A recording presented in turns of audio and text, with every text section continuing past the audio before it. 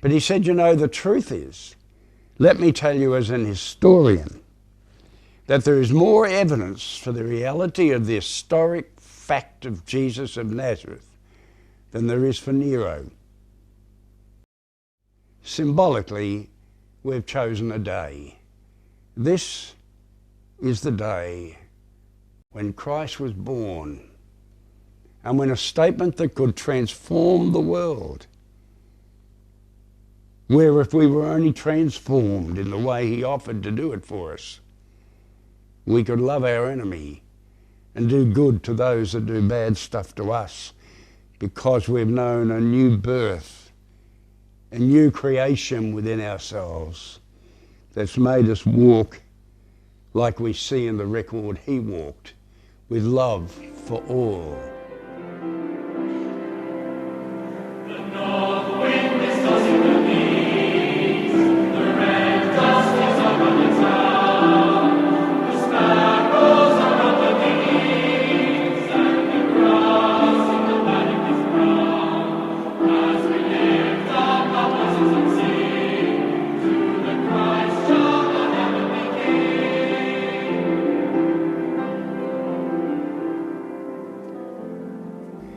But I'm sick to death of the Jolly Fat Man and of Mother Christmas.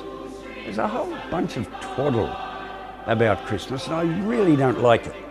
I mean, the fact is, if you want to talk the Father Christmas thing, you're talking about an old story. I know it's so old we can't be sure of all the facts, but there does appear to genuinely have been some bloke who, I don't know whether he was fat or not, but who had a very generous heart, and he's looked upon as one of the saints.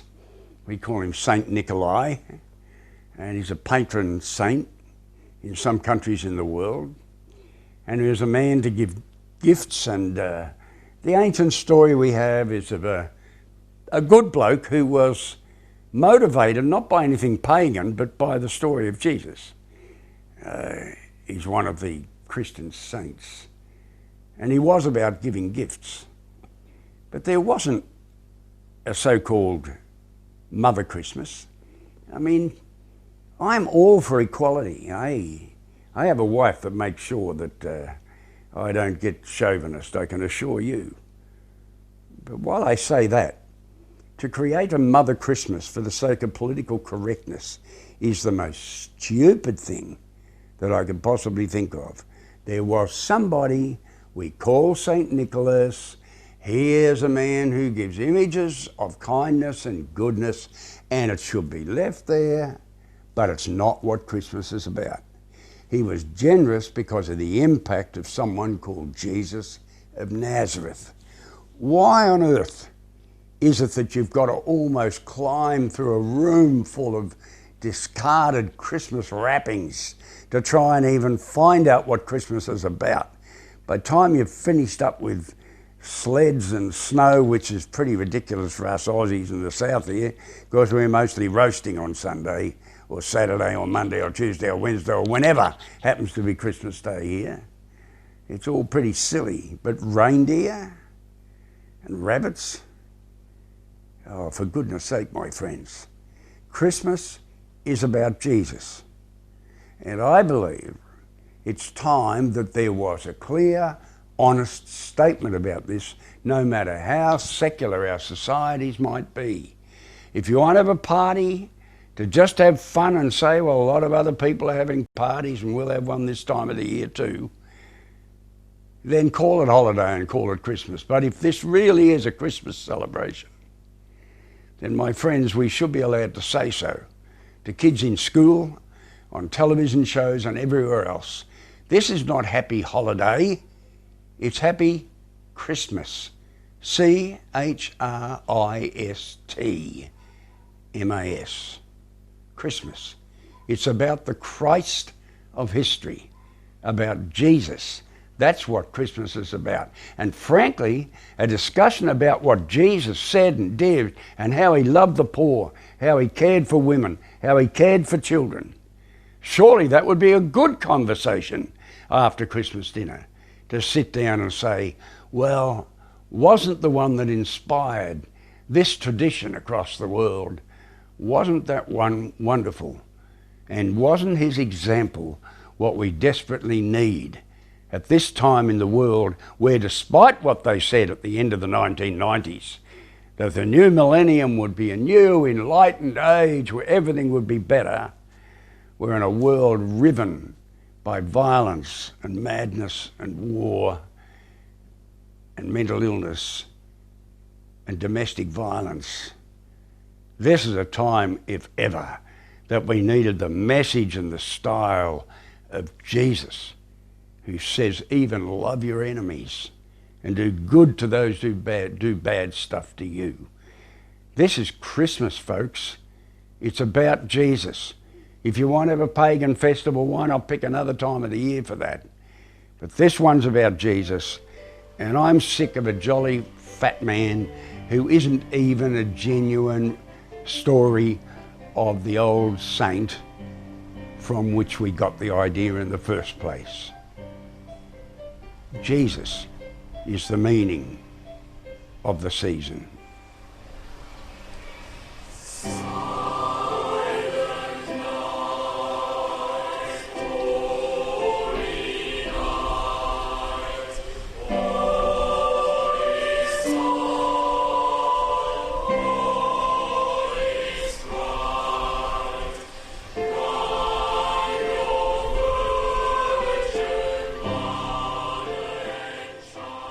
You know, it's strange, isn't it? Many of us get quite sentimental about the coming of the baby in the manger, and then for the rest of the whole year, he really has no bearing on our lives.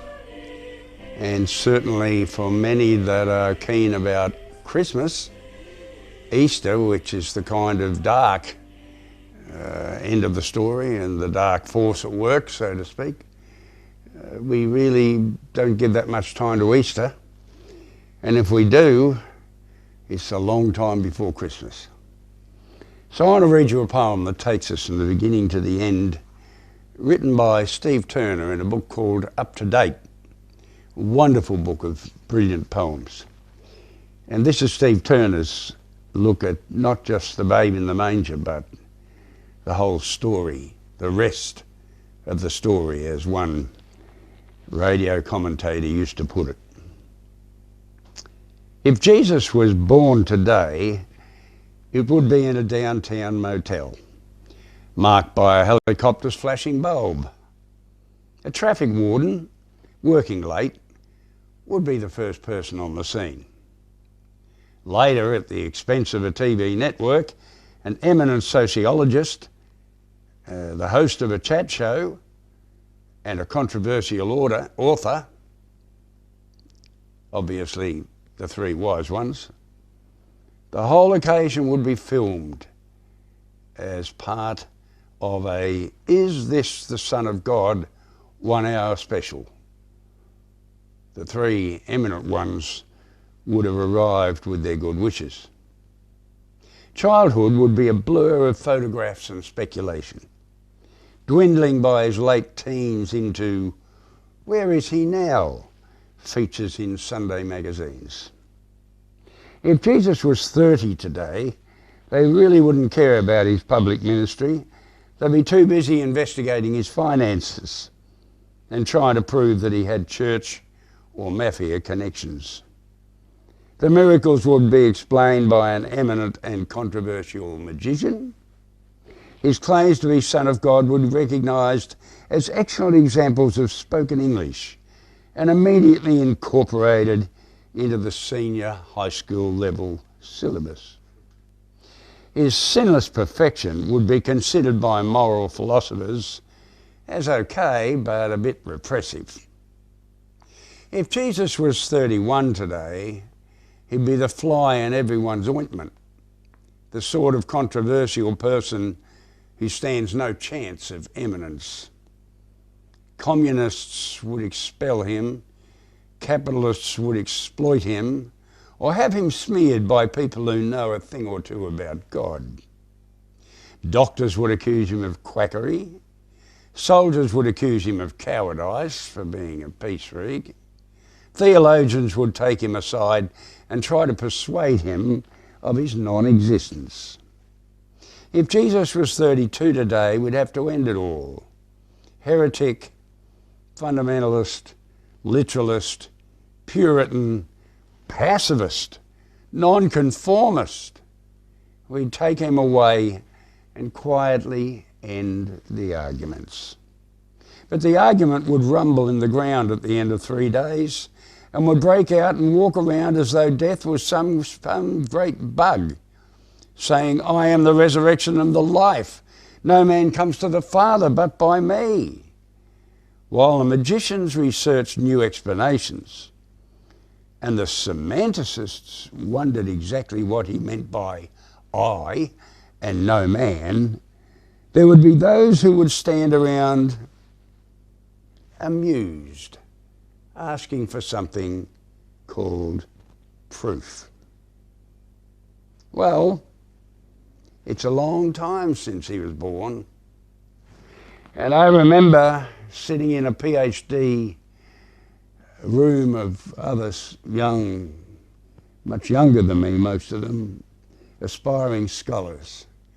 We had a visit from an old German professor of Near Ancient History.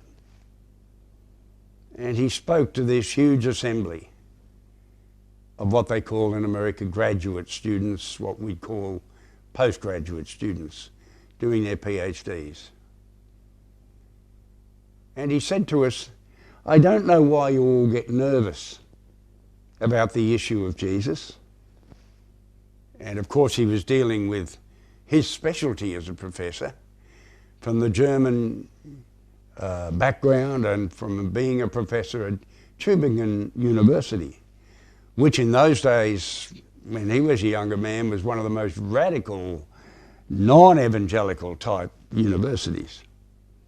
But he said, you know, the truth is, let me tell you as an historian, that there is more evidence for the reality of the historic fact of Jesus of Nazareth than there is for Nero.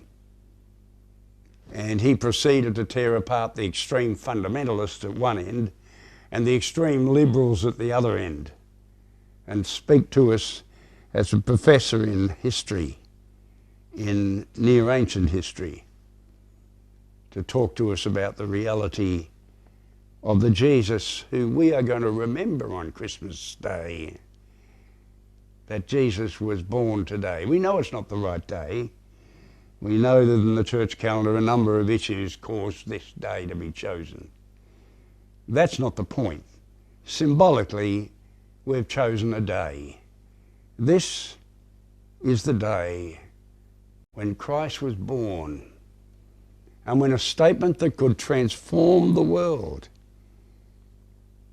where if we were only transformed in the way he offered to do it for us, we could love our enemy and do good to those that do bad stuff to us, because we've known a new birth, a new creation within ourselves that's made us walk like we see in the record he walked, with love for all, with mercy to those who'd been bad, with care for those that have been neglected, with healing for those who are incurable and ill. My dear friends, I do hope somehow, if you haven't already, that you will discover the Jesus that this poem is about. So I'd just like to say to you, wishing you a very wonderful time, and even if you don't get on my faith page, it doesn't make any difference, because I would care about you irrespective of what you believed or where you were, because the old book I've come to love and follow says, for we are all God's children, and he is not very far from any one of us. There's no place you can go, there's no thing you can do, there's no bad mob you can hang out with that will stop the seeking love of the one whose story may have begun in a manger, but didn't end in a tomb, but is yet to end in the transformation of this world, having risen from the dead. I hope at this Christmas, as you have a great time celebrating with loved ones and friends, that this might be a year on where you find the connection between the babe in the manger, the crucified and risen Lord, and that you rejoice as I do in the babe in the manger, but in the rest of the story. Happy, holy, wonderful Christmas to you.